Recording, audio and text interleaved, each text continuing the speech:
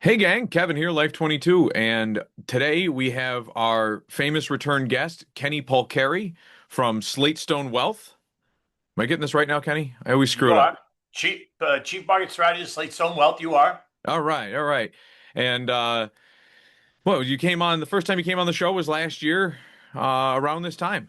It was Yeah. I was going to say it was about a year ago. yeah, it was my birthday last year that you came on. It was I don't think When is your birthday? Happy birthday. it's tomorrow. It's tomorrow. That's why. Happy birthday. Mine was 2 weeks ago. Oh yeah, yeah. That's why we were trying. Yeah, I was trying to schedule for tomorrow, but you're traveling, so I don't want to. Yeah. I got to go to New York. Oh, see, you're coming up to visit. There you go. Yeah, Wrong, go to the wrong. city. Yeah. Well, good luck to you. Um, But let's not even go there. no, It's a disaster in New York City. But you know what? They voted for it, so and they're going to have to at least live 4 years with it, unless the new governor somehow, if there is a new governor, somehow throws them out. right, right. Throws them out, or at least has the National Guard hanging out there to make sure things stay in control. Yeah. Yeah. But so I guess with you going to New York City, what's the market look like now? What is Wall Street for the average Joe who thinks about it from the Wolf of Wall Street perspective that, got trader on the floor. Well, so I'll tell you, Wall Street in general, like the area, is all condominium, so it's all residential now. So the banks and brokers are all gone. All that stuff is gone. It looks like a regular neighborhood anywhere in New York City, right? There's kids riding bikes and mothers pushing strollers and people walking their dogs, and that never existed, right? Wall Street was the New York Stock Exchange, it was the banks, it was the brokers, it was everyone in suits and ties, and then the place emptied out at night. Now it's 24 hours a day. There's people there. They live there. They do everything there, right? So that's what the area looks like.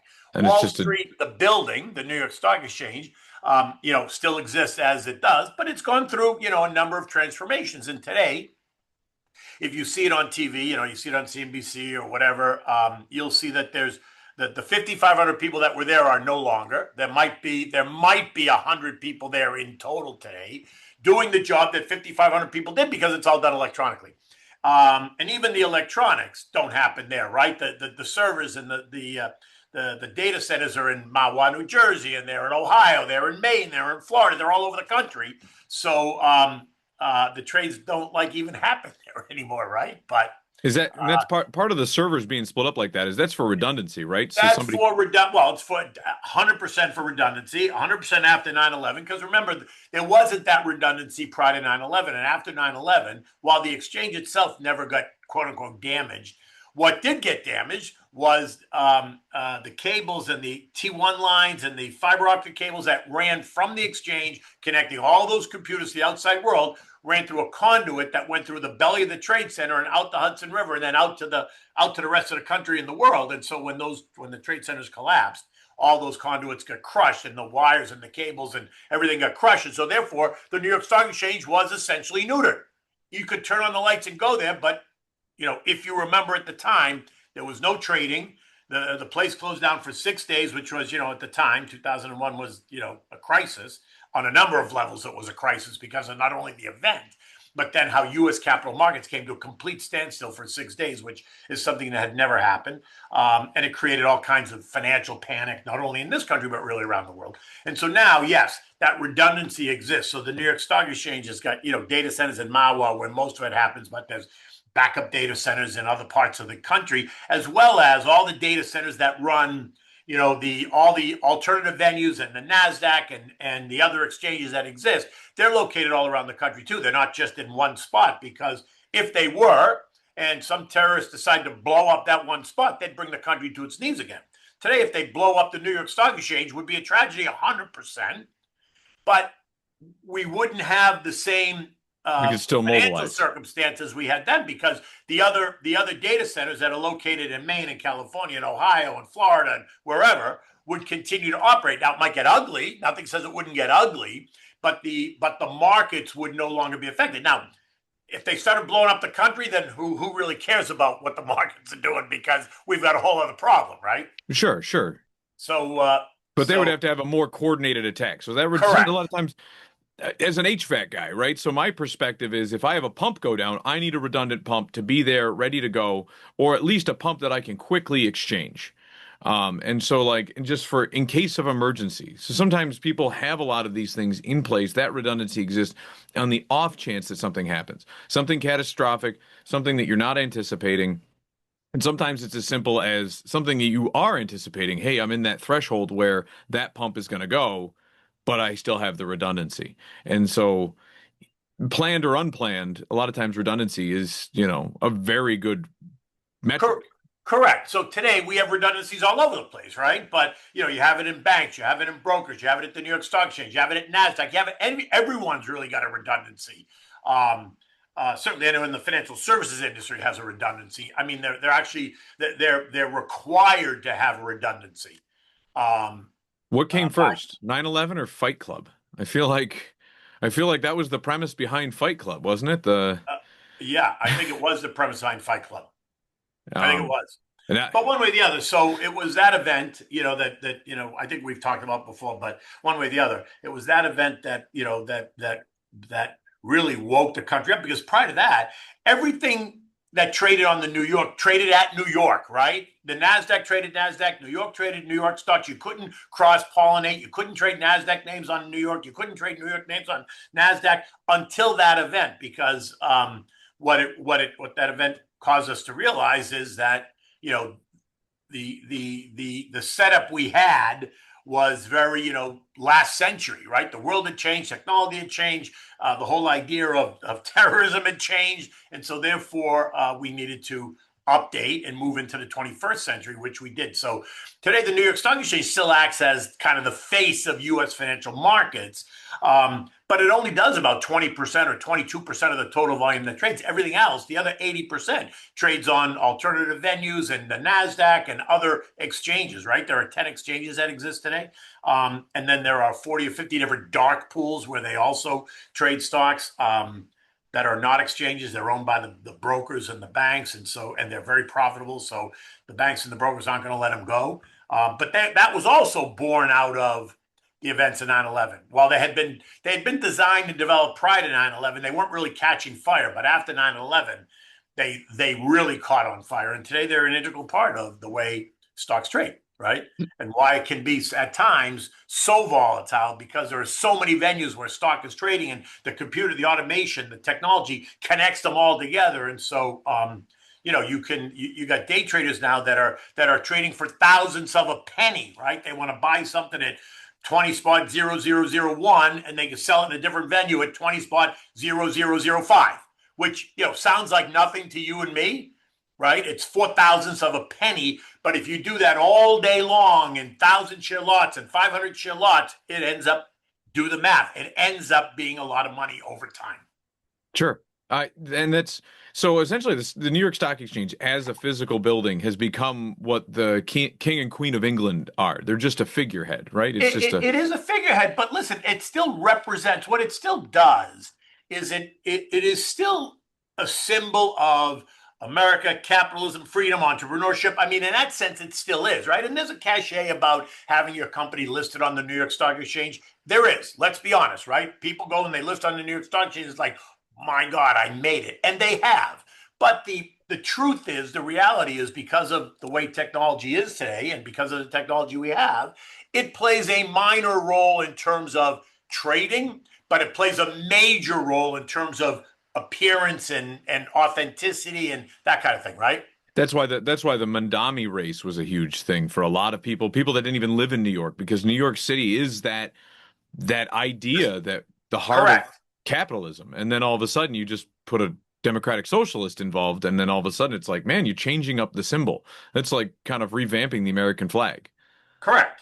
Like it's not just, I mean, even down to smaller companies like Cracker Barrel, like a rebranding is like it Well, hits you something saw at what your happened core. with Cracker Barrel, right? Right. That was a massive rebranding. It was a huge mistake, but it was a massive rebranding. And yeah, and so political systems do it. Everybody seems to do it, but you've got like people still need, there's a psychological component to a lot of this stuff. And I don't think a lot of people understand that. The reason that they don't get rid of the Queen of England or the King of England is because they need that. It draws their country together from an unquantifiable psychological thing, you know? Yep, 100%. Anyway, so let's talk. What do you want to talk about? Markets first? Sure, we can talk about markets. Um, Okay, so I will tell you, I'll start this by saying a lot of the stuff that happened in the first quarter was not on my radar in January when we started the year, right? I didn't have $100 barrel oil priced into my view. I didn't have this Iranian conflict certainly worked into my view. I don't think many analysts did. There might have been talk of ruffling feathers and all that, but I don't think anybody in January had the conflict that we've been watching on their radar in January, right? Nor do I Right. think they had the oil price on their radar either. But that being said, if you've watched what's happened ever since this conflict began, there's every reason for the market to have really, really backed off, right? Because it caught us out of surprise, right? You woke up Saturday morning to the headline that we started bombing Iran and Israel started bombing Iran and the strait was closed and oil skyrocketed and the market did back off, but it didn't collapse. I think that's a key point, right? Yeah, we saw, at one point, the Nasdaq was down just over 10%, which puts it in correction zone. But the S&P for the year was only down about 7%, which was still well within what's considered normal. Now, if you look at where it was off its high, then yeah, it was down, I think, 11% at one point. But for the year, it was only down 7%. And so when you think about all the stuff that was happening that could have caused complete chaos, quite honestly, I'm fairly impressed that the market held in as well as it did. Now, there are individual names that got beat up. A lot of them were getting beat up even before that happened. Technology was a space that was getting beat up even before. But we came into the year with technology feeling a bit stretched, right? I was in the camp that it had been stretched for a while, that I wasn't chasing some of those names that were trading at multiples that I couldn't justify, which means the stock I owned already was the stock I was going to own. If they pulled back, then I'd buy more. But if they were going to continue to be stretched, I wasn't going to buy them, and I was going to take new money and allocate it to Because you anticipated it new was going to places. drop. Right, Correct. Yeah. right. And now, look, now Microsoft is off 36% off of its all-time high at 530, traded all the way down to 350. That to me is a screaming buy. So yes, did I start buying Microsoft again for myself? 100%. But if it runs right back up to 520, I'm not buying it again. Actually, if it trades much higher than 370 or so, I'm probably not going to chase it. But below 370, I personally would be buying Microsoft, right? But that's just the opportunities you have to look at. That the chaos that this has created has in fact created opportunities for a long-term investor. It always creates opportunity for the day trader because the day trader is in and out, in and out, in and out. The day trader wants lots of noise and lots of volatility because that's how they make money. The long-term trader wants to eliminate the noise and wants to just find the See the opportunities that are see created the in the trends chaos. past see the trends Right. past the fog of war. Correct. And so I was quite impressed with the way the market held up, quite honestly, over this last month and a half. And now we have this ceasefire, and you saw what happened on Wednesday. They announced the ceasefire, and the market went from below all three trend lines, rocketed higher, right up through all three trend lines, sitting right on the short-term trend line right now. Do I think it's going to hold? No, I think we're going to have more volatility. Oh, at least over the next 2 weeks as we see how these negotiations go. Because remember, the ceasefire is just a pause. It's not a settlement. It's not a finality. It's not over. It's just at the moment a pause. And so I think the market will remain volatile as long as oil remains in the high 90s. The market's going to remain volatile. And if they don't, if Trump and the administration doesn't get a chance to bring this to an end fairly soon, the problem is going to be that oil stays elevated into May and into June. And by the time the midterms then are only 4 months away, and people are going to get, they're already frustrated, but they're going to get more frustrated. And then it's going to create political chaos in this country because then, you have to worry about how the midterms are going to go. And I came into the year with the assumption that the Democrats were going to take the House, but that the Senate Republicans are going to maintain control of the Senate. And in that case, you're going to have a split Congress, which, by the way, the market loves. And the market loves a split Congress because what it does, either nothing gets done because it's split, or talking heads and the cooler heads and the more moderate heads from both parties come to the middle and they eliminate the fringes on both ends. So you eliminate the ultra MAGA guys, you eliminate the far left progressives, and the moderates come to the middle to get anything done. The market actually likes that. If you look at the prediction markets today, Kalshi and some of the others, they have the Republicans losing the House, and they have it's 50-50 on the Senate, which is, it wasn't that a month Right. ago, right? But it is 50-50 now. And if it stays elevated like this, oil and CPI, you saw the inflation report came out on Friday, and it ticked higher, although we expected it to tick higher, so it wasn't a surprise. The surprise for me was that it wasn't worse than even the higher expectation, because that would have been bad. In fact, it was a little bit better than what the expectation was, so that's a positive. But again, if oil stays like this for another 3 weeks, next month CPI is going to continue to be elevated because it was the top line number where we saw all the inflation. And if you take the core number, which actually eliminates energy and food because they're very volatile, inflation came in less than expected. So you can see it's all about energy right now, right? It's all about the price of oil.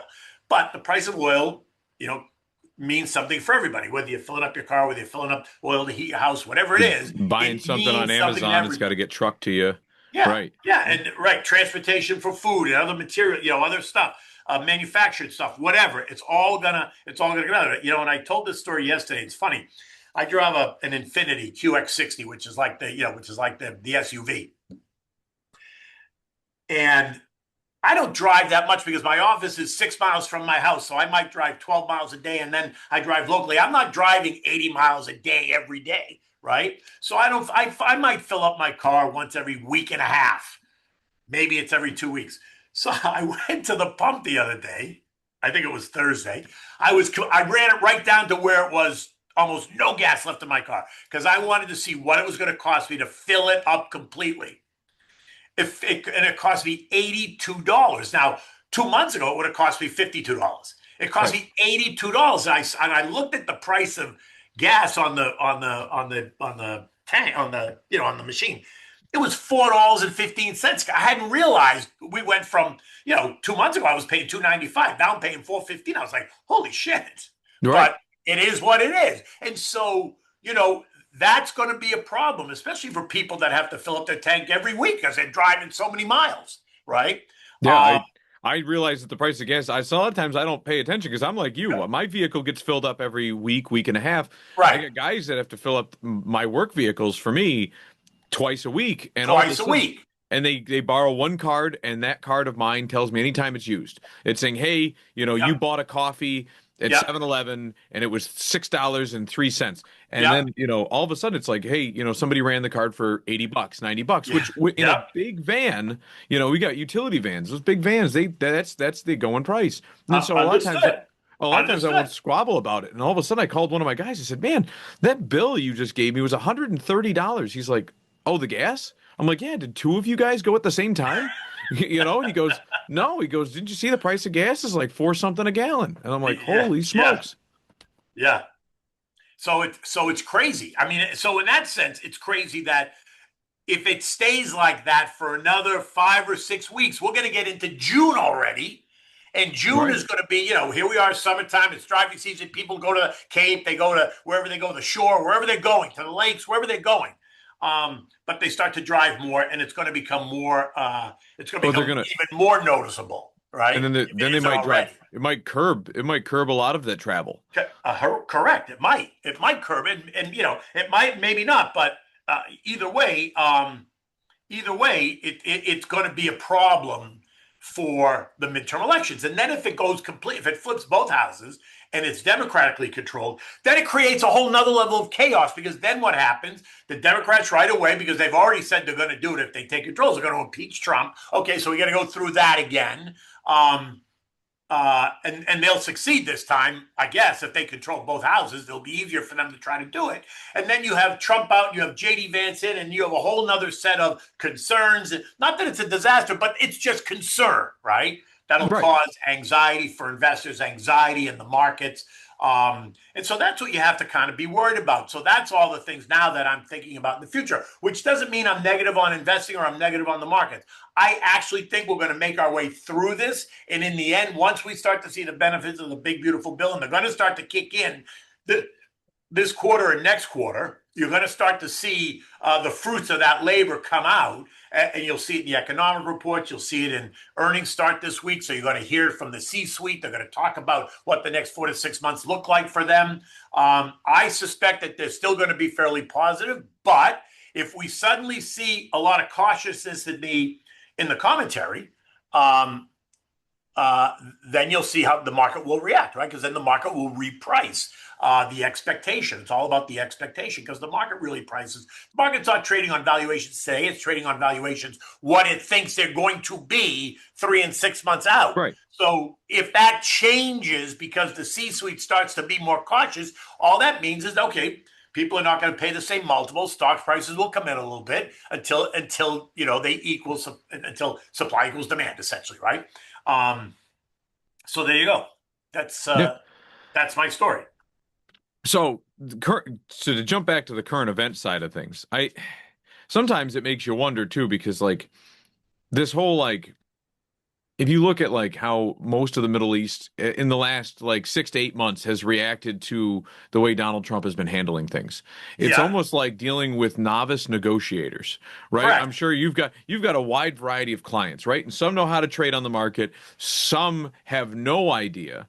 And then that's on the bottom of the no idea side of the spectrum is where like most of the Middle East is. They're kind of in their own little bubble. These are our philosophies. These are our things. These are how we do business. Now all of a sudden they're playing chess at a world scale. And the problem is you've got one of the best and people, I'm not an ultra MAGA guy. I'm not the guy that like, you know, when people go, oh, don't you, Donald Trump did this, Donald Trump did that. Like, I really don't try to drop Donald Trump's name that much because I'm not like an ultra. Right. He's our fearless leader. Drop to a knee. You know, I always make the joke with people, right, when they talk about January 6th. I always say, oh yeah, the day of our Lord. You know, I just that because it's a joke. I'm really pushing to the extreme. There are people that actually believe that is like the second coming of Jesus. I, listen. I hear you. I completely hear you, which is what makes me crazy, right? Because I you like the guy, but at the same time, he does fly off the handle, and you can he, read him, right? He's he an easy read. that's right. He flies off the handle, and he needs to keep. He just needs to keep his mouth shut. He can't. He cannot help himself. Right. He Right. can't help himself. But The fact that he put out that tweet on Easter Sunday. I praise mean, be to Allah. the praise to Allah, and you better fucking open up the street. I mean, it was just. I'm sitting there going, how could Susie, what's her name, Susie Miles, whatever her name is, his chief of staff, like I'm thinking, okay, Susie, where are you when he's doing this, Yeah, or when she's like someone's doing it, right? sometimes being part of that cabinet is like being the guy who cleans up after Aesop Uh, fables. You know, you just sit there with a broom and a trash can and just Agreed. No, but agreed, if you can 100%. look past the chaos tweets or the truths or whatever they call them now, if you can look past all that, he's still like a shark in the water when it comes to trade negotiations, whether it's trade Yes. negotiations, whether it's a deal, whether it's ending a war, and all that bad publicity, all the people that just don't like him because they judge him based on that emotional value of a tweet. It's like, man, you got to look past that. And if most Americans could look past that, they'd be like, holy shit, we've got like the best guy to actually handle these novice negotiators. A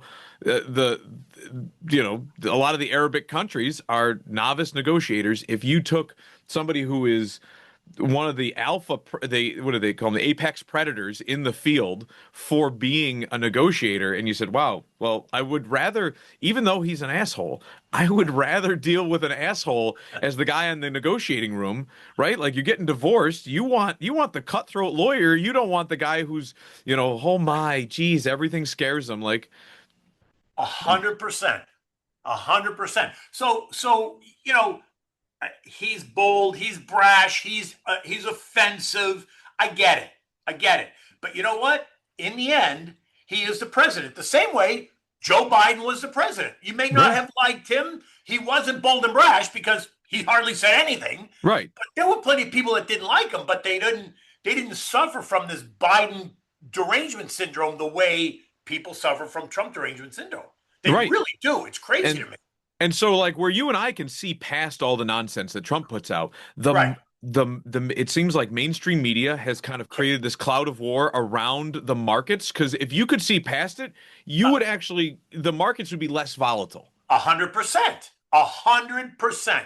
And the other thing is, the main and the mainstream media, it's frustrating to me because they're the ones that suffer from this Trump derangement syndrome, and everything is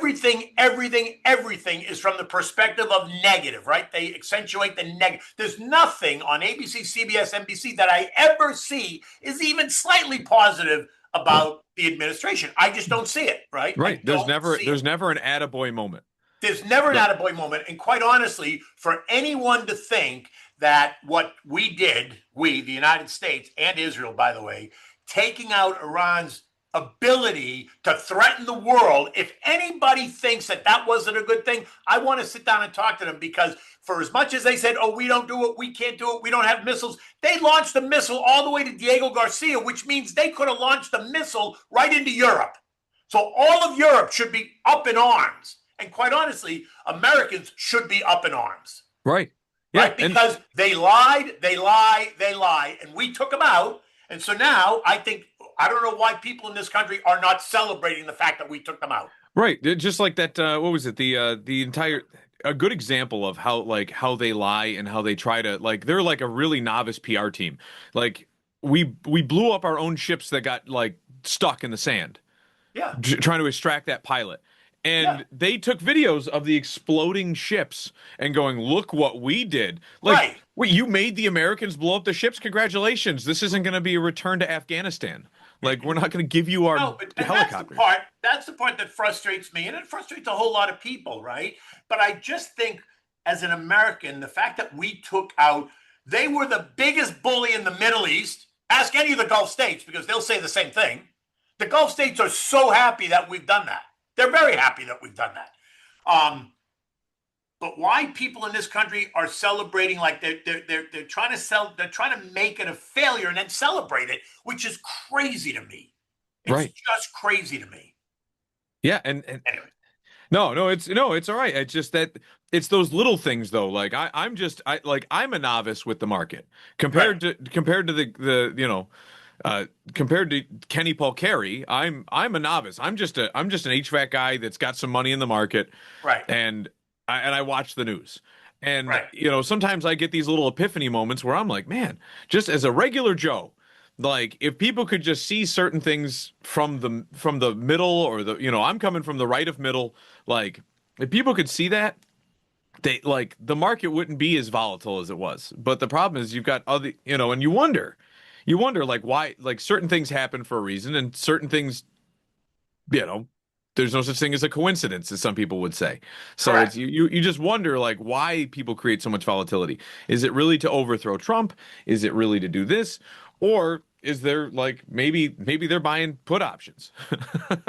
Yeah. Well. Listen, and don't discount that because someone is obviously participating and making money out of all this chaos. But that happens on both sides. Let's be honest. It Sure. happens on both Oh sides, yeah. right?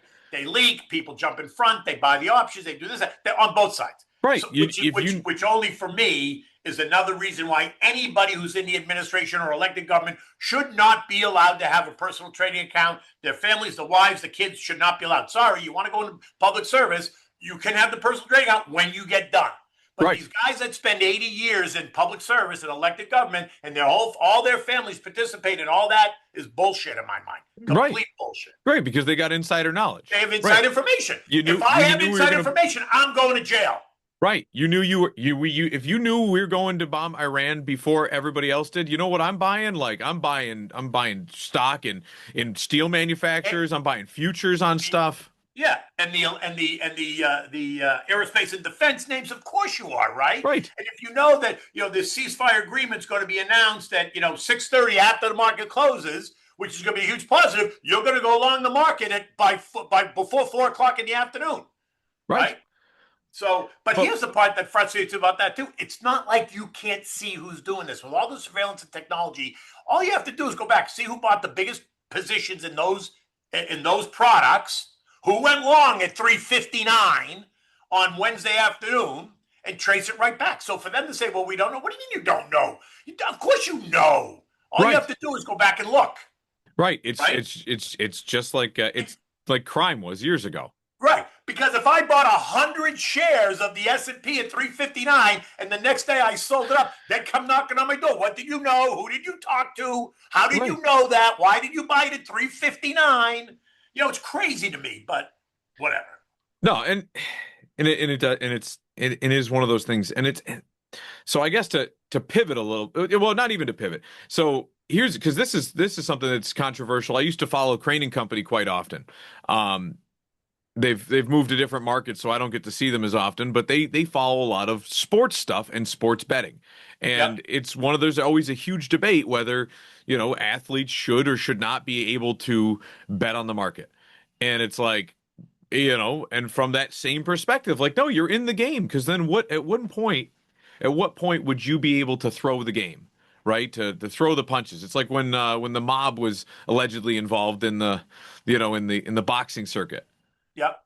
when they took over When they Vegas. when they were, or you mean that they are? No, yeah, well, I guess when Hollywood published it before they got told to stop, right? Yeah. Yeah.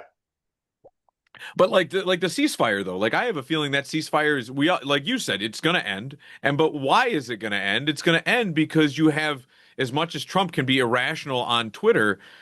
I'm pretty sure that the people in Iran are way more, well, not the people, but the administration in Iran are way more volatile.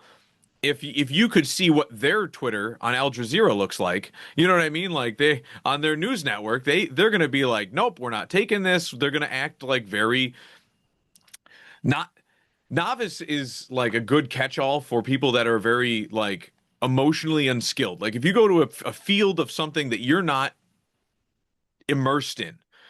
If I took you and brought you into the HVAC field, things would frustrate you. Those frustrations come from like the emotional lizard brain of the world, right? The things that Yep. like you start getting really confident in something, you're pulling from that logical part of your brain versus the more primitive, the more emotional state of your brain. And I feel like these people aren't used to this kind of chess game on the world stage. And so they're going to be very emotional. They're going to say, nope, screw you. We're putting our foot down. And they're negotiating from a position of weakness, and the ceasefire is going to end, and it's going to be to their detriment. Yeah, I agree. But listen, I hope that JD Vance is there now in Islamabad. I hope that there is real movement on the ceasefire and the ceasefire ends. I don't want to see this go on. I Sure. don't. I don't think anyone wants to see it go on. But but Iran has to understand they can't be a bully anymore. They can't be threatening the world. They can't be telling everyone who can live and who can die. They can't be doing that. Right. And so if this is the way that it has to get done, it's the way that has to get done. And I think the bulk of the world, quite honestly, whether they want to say it out loud or not, I think they're damn happy that It's we ended up doing what we did. it's that quiet part. Nobody ever Yeah, wants it's to the say the quiet quiet part. part. 100%. 100%. Anyway. You're So good. that's the deal. So that's what I think investors need to think about when they're just thinking about how to allocate money to the market. I don't think this situation should cause you not to allocate. At the very least, if you're not yet sure about stocks or you think they're going to go on sale a little bit more, you should at least be allocating money to the money market fund in your investment account so that it's there for when you need it, right? Because putting money in an investment account is a decision. You're only going to earn whatever the money market fund is paying. Right now, it's probably paying about 3.5%. It's paying you something, certainly better than the bank is going to pay you. Right. But you at least want to stick to that discipline of taking X dollars, whatever it is. It's $100, it's $500, it's $1,000, it's $5,000, whatever the number is.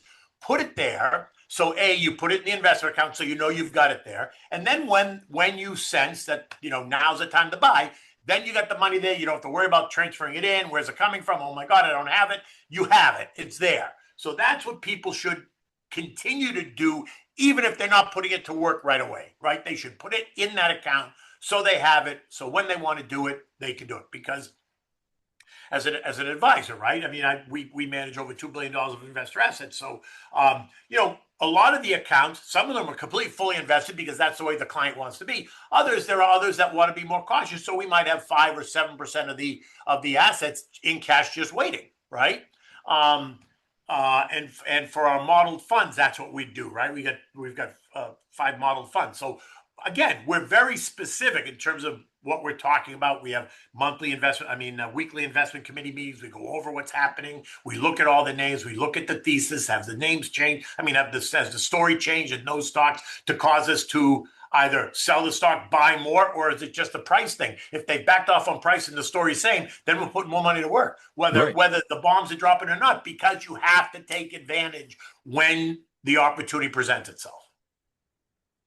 Sure. That's no, that's no, it's really good advice out there. And so like one of the things that you just said that like I'm guilty of, right? And you've told me this for years to keep putting money aside every week, and then every couple times a year I'll put in, $100 here, $100 there, a couple Right, hundred whatever bucks. it is.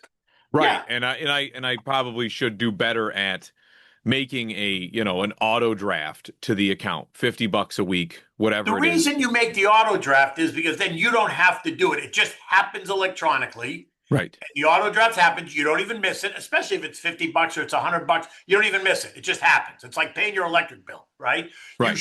It's what I say is you got to pay yourself first, right? So you pay yourself whatever it is, $100 a week, You and or $100 a month, whatever the number is that you can afford. You just set it up and it's done. It just happens. And you might sweep it from your checking account into your investment account, government money market fund, but at least you know it's there. So then when you want to, you go, okay, I get $3,000 in the government money. I want to put it to work now. And so you put it to work. right. Yeah, Right? you and Robert Kiyosaki. Pay yourself first.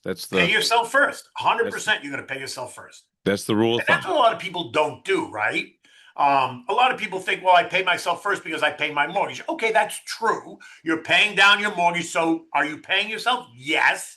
But I'm talking about paying yourself where you're actually putting your money in a place where you can invest it in Right. stocks, right? Because yes, you're investing in your home. I get that. That's great. But unlike stocks, you can also invest money in stocks and do very well.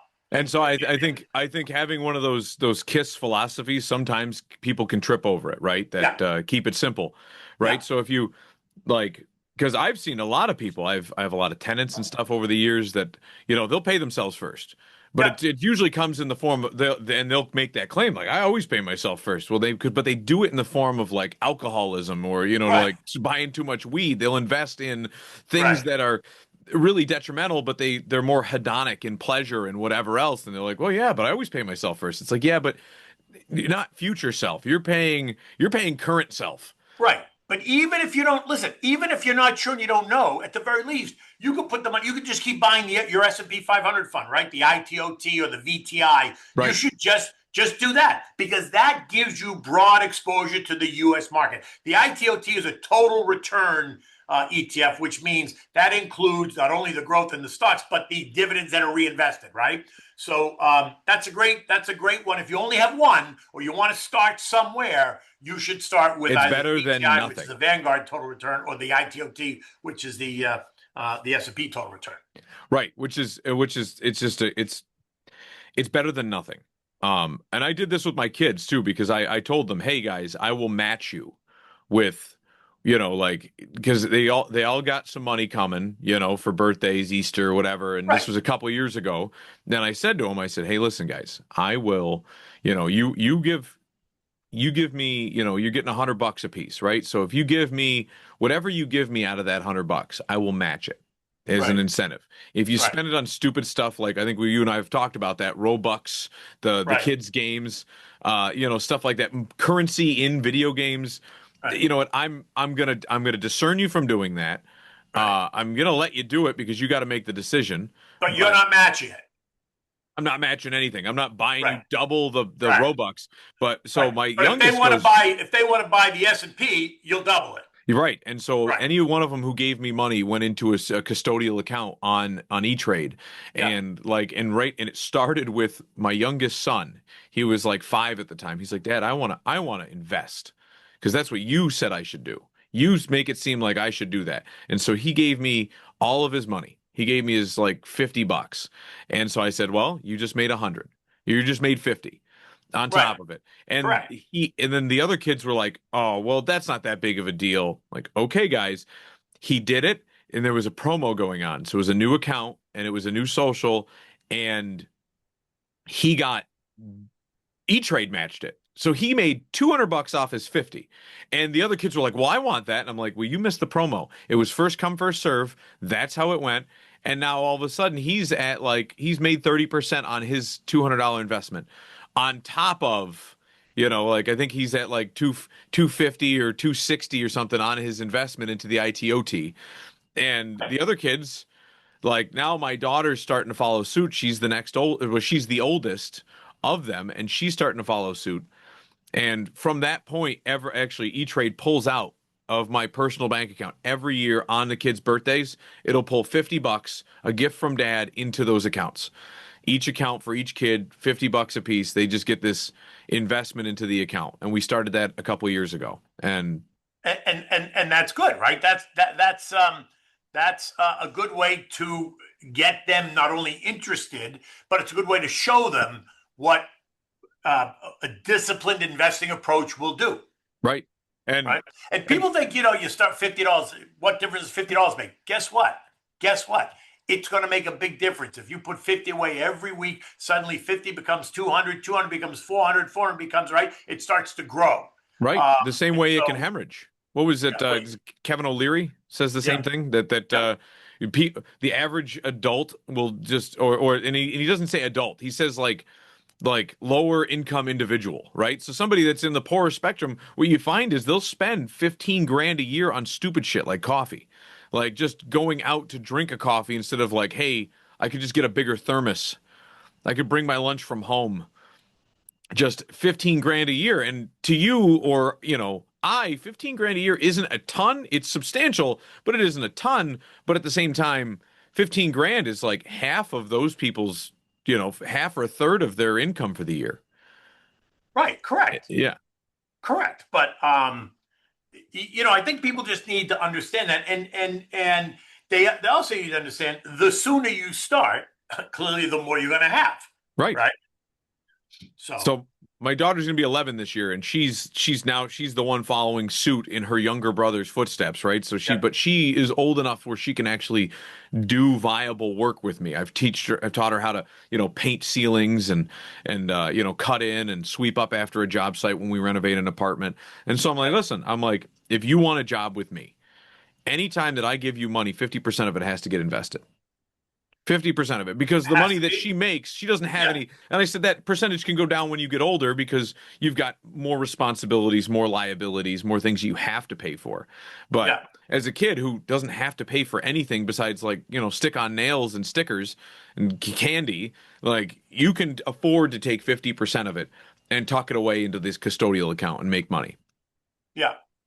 Yeah, and they should. And then once they see it, the truth is, once they start seeing, so after the first year, after 6 months, they're going to see how the account it has grown, reacts, and how the money grows, right? Right. And then they'll see. Listen, if they buy something that pays a dividend every quarter, they're going to see even a little bit more money deposited into their account because they owned a stock that paid them a dividend for owning it.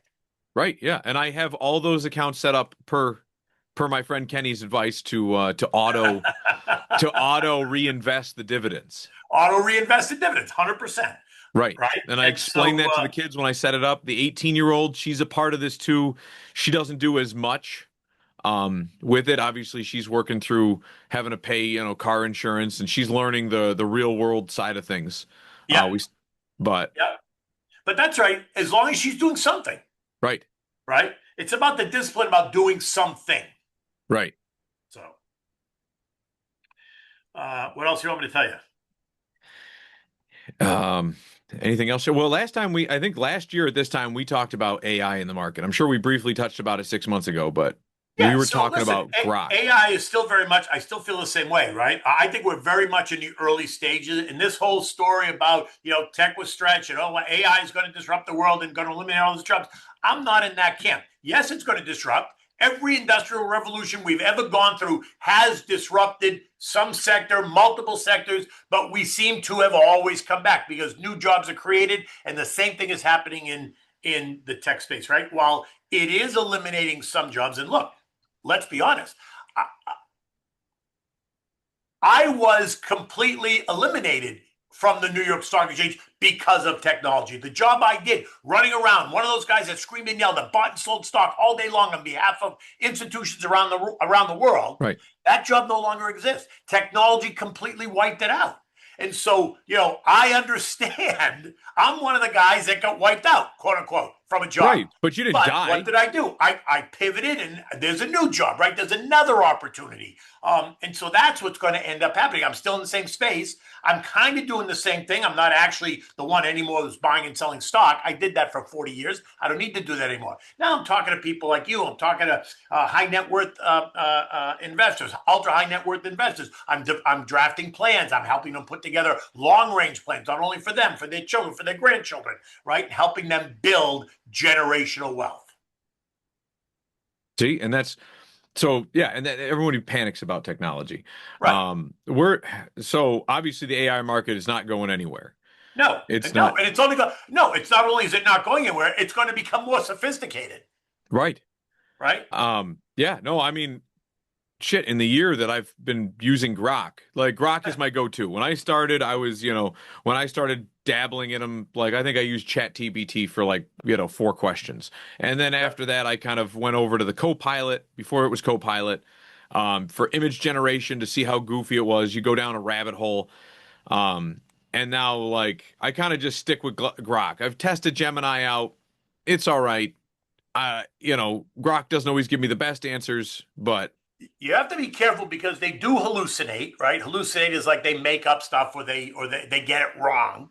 All of them get it wrong at some point. So you have to you can't just put the question in there and assume what they're telling you is 100% correct because right. it isn't. You have to have some sense. So every once in a while, like I use ChatGPT a lot. I've tried Gemini. Um, but like I asked it a question, right? I like to test it sometimes and ask it a question, and the answer comes back wrong, and I say, "Chat, you're wrong. That's not the answer at all. Here's what happened, and here's the number, right? If the S&P closed, I say, what did the S&P do? So it might give me what the S&P did 3 days ago. I go, it's incorrect. I want to know what the S&P did yesterday. Right? What's Right. the number? What did it do? Why did it do that? And It's so then it goes back and it apologizes to me. Oh, you're right. I'm wrong. I made a mistake. I'll try to correct it. Blah, blah. And then it corrects it. But you have to have some sense of what you think the answer is versus just depending on them to give you an answer. right, right. Because then, yeah, well, I mean, that's Because what then you happens. could be wrong. Right. Well, that's what happens with mainstream media. I mean, Right. 100%. there's people that are always questioning, always vigilant, and then you have the people that are just willing to just eat whatever people give them, and That's right. and that's where you get so much animosity in the market. When But you get animosity just amongst people, right? yeah, It is really confirmation causing so bias. much division amongst people, right? Why can't I don't ever remember when I was a kid. Look, I'm 65 now, right? I don't remember when I was, even in my 30s and 40s, that the political environment was such that it created hatred on both sides. I can't even have a conversation with some people because they're on a different political spectrum than I am, and you can't have a conversation because it turns into a fight, and I don't want to fight. I'm not interested in fighting. If Right. you want to have a conversation, fine, but if you want to fight, then I'm not fighting. So guess what? No politics. Don't if you want to be friends, I don't want to talk politics, or we can't talk politics, right? Right. Yeah. And I'll But tip it you was over. never like that when I was 20 or 30 or 40 years old. Right. When I was on when I was on the local common council, like we would get in a drop, and this is the first time I ever experienced this, just because of like the generational gap. I and this is where I can see where like you watch old television shows and you watch two people argue and then they'll go have a beer. Right, Um, right, I would get into drop right. like knockout, drag out fights with other aldermen on the local Yep, common council over yep, budgetary items, yep. and then afterwards you'd walk back in the next day and it was like you nothing had happened. 100%. And listen, on the floor of the exchange all day long, I would fight. You and I could be best friends, but if we were in the same crowd on opposite sides, I'm going to fight like a son of a bitch to do what the right thing by my client, and you're going to do the same thing for yours. But we go back and forth all day long. But then at 4 o'clock, the bell rings. You and I going out to dinner. We're going to have a beer, whatever, Right. right? But that doesn't seem to be the way it can be anymore. And that's why I think It's I think a sad, lot of quite honestly. and I think a lot of that stuff leads to a lot of the mental health stuff because people can't 100%. let things go. So now all of a Right. sudden it's like holding on to a tumor like it's some kind of gold and it grows and it gets worse and you're like, well shit, now by this point like I've got this terrible thing. Right. Um and because people can't because if you can talk to somebody, if you can argue with them, at least you're letting the idea kind of fester and grow or Yeah. fester and die. And like it's Right. got to do something, but if you hold on to it, it's just going to breed like incontent Yeah. and anger. And it doesn't do anything for your mental health at all. Right. It keeps you So, angry. And there's nothing good about you just angry all the time. It takes a lot of energy to be angry, right. right? Well, I Now don't you're want to doing be it for no angry. I don't want reason. to be angry. Right. Now you're doing it for no reason. That's And right. Right. Anyway, so there you go. yeah. Well, hey, But here's the deal. I don't think from an investment perspective, right? I think the markets are going to remain a fairly volatile, until we get to some clarity on the conflict, right? Remembering that geopolitical headlines and issues create short-term chaos, but they don't ever price stocks in the long term because right. stocks are priced based on the economy, economic activity, margins, profitability, products that they're selling or not selling. That's what prices stocks in ultimately in the long term. Geopolitics and even local, U.S. politics create short-term chaos and volatility. But sometimes in that chaos is the opportunity because things get mispriced, things creates anxiety, and so people hit the sell button right away when they should be hitting the buy button. And so I think there's going to be continued volatility. I think the worst is over from the downside. We traded as low as 63.50 on the S&P. I don't think we're going to go there again, unless, of course, something happens that's, once again, completely unexpected.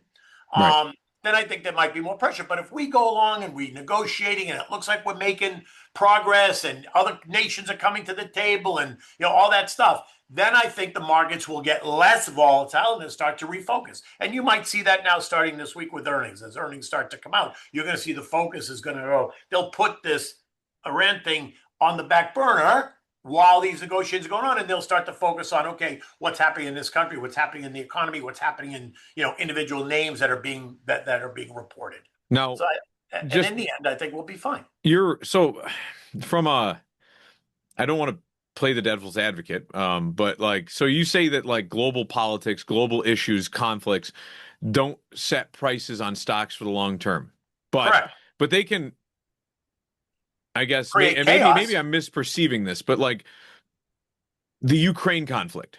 Yep. When Ukraine started, there was a bunch of factories bombed by the Russians, things Correct. like that. They wiped out the ability for anybody to get 410A refrigeration because it's all blended over there, and there's certain Right. resources that they use to do it, which essentially then with US politics and trying to get rid of, you know, inefficient refrigerants, they eliminated 410A from the market entirely, and now all of a sudden that entire market's gone. Right. That entire Right. product. So if you were a company that was literally just making that, then so if you were to try to make it more of a universal topic, right? You blew up the widget factory. Widgets are only mined and made in Ukraine. You blow it up, you lost an entire industry. There's companies in the United States that are going bankrupt. Like that's, I mean, I Well, just, but like that refrigeration thing you're talking about, haven't we been talking about that for a while? Wasn't there going to be this move away from that in the first place? sure. Okay, so that conversation had already started. So people were starting to reinvest in whatever the new technology was going to be. I wasn't going to continue to invest in the old technology, knowing that we're moving away from it. Gotcha. Okay. Right? So from a broader standpoint, it was inevitably going to drop to zero. It was going to get eliminated, right? Because if Right. we're moving away from it, if the policy is this new refrigerant and this old one's going to be eliminated, at some point, either the companies that are making the old refrigerant are going to retool and make the new one, or they're going to go by the wayside. Right. Which, if you talk to anybody in my industry, a lot of them will tell you that a lot of times they're in such a governmental push to get this technology out there that it's never ready to go to market when it goes to market. Like 410A was flawed from the jump. R12, R22 took, decades to come up with. And when it was Right. released, that stuff was phenomenal. And that's why it went longer spans. And then all of a sudden, the government's on this kick where we're starting to kind of evolve in this energy efficient Right. green space. The How'd ideas are that work evolving. out? Right. How'd that work out? The ideas are evolving faster Right. than the actual the products can actually come to fruition with R&D. Yeah. Um, Right. and so like right now we have 454A, which is the new one. And I'm sure you guys deal with a lot of it down your way because we've moved away Yeah. from them. In fact, it's funny because I think with the condo that I own, I bought 6 years ago, but the air conditioning is my air conditioner is probably about 10 or 12 years old. So So it's I think I actually have the old refrigerant. you may have R22, but it's most likely a 410A. Yeah, I don't know. So I don't know the particular. So it'd But be at most some likely a point, 410A, which you can still get it. It's hard to get R22. That stuff's like $2,000 a jug right now for a right, 25-pound pail of it. right, 410A is like 500, 600. It might be even higher. I haven't priced it in a hot minute, but and then during the Ukraine war it was 500, 600. Now that they're eliminating it, I'm sure it went down and came back up. right.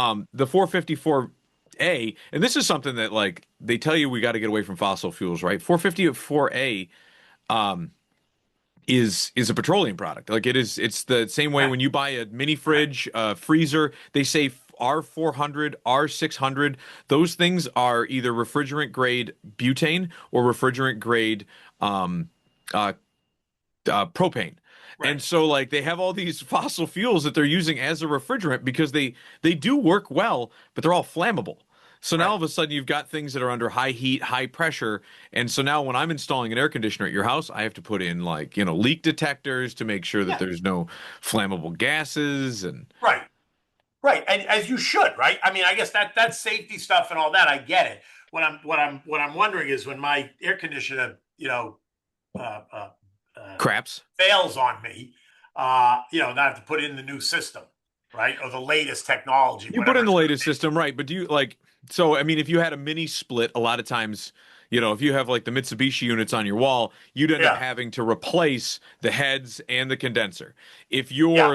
If you have central air like a furnace, I have central air, but it's not a furnace because I don't have heat. I just have the air conditioner, right? But yeah, I have one central system. so if you replace that, a lot of times the controls on them, essentially it is a furnace, right? It just doesn't Yeah, have the natural gas or it doesn't have electric right, heaters in it, or right, it just has an air coil on top, and you just swap that air coil for one that can handle the refrigerant that you're using. right. And then so a lot of times you can save the line set and you replace the condenser outside. So there's two pieces that you got to do depending on it. If the main guts of your unit, like the blower fan, the control boards, the thing that talks to the thermostat and the coil, like if that thing is getting older, you might have to make the decision, okay, I need an overhaul. But then you still leave the ductwork. The But ductwork what? almost Yeah, right. You leave the duct room, but what's the unit outside? Is a condenser, isn't it? condenser, correct? Yes. And then inside you got the blower unit, You have the evaporator. So the the evaporator. evaporator's inside. That's that gets nice and cold, and you have like essentially the unit itself, the furnace, right? Yeah, And like it's one of those things that or the air handler, right? right. In Yeah, your situation, we wouldn't call it a furnace because it doesn't have heat, right? So it's an air handler. So the right, air handler itself has the A coil sitting on top of it, and right, it would just blow over it. So you can just get one that's just an air handler, and you can get one that's if you have a heat pump, right? Like your refrigerant runs in the opposite direction, so instead of creating cold inside, it creates heat inside. It just blows over the air handler. right. But what about? But do I need the big condenser unit outside, or can I? If I have to replace the air handler, do I have to replace the condenser too? No, if the air handler goes and you don't have to touch the refrigerant side of the system, you can replace that independently. If it's Oh, getting without old, yeah, if you need to replace the refrigerant side, a lot of times you don't have to replace the air handler. right, Like if I install a furnace in someone's house, like hey, they got furnace, hey, we can add air conditioning later. right. We can keep their old air conditioner and Yeah, just swap out the furnace section, yeah. which is the air handler with the heating element. And it's one of those things.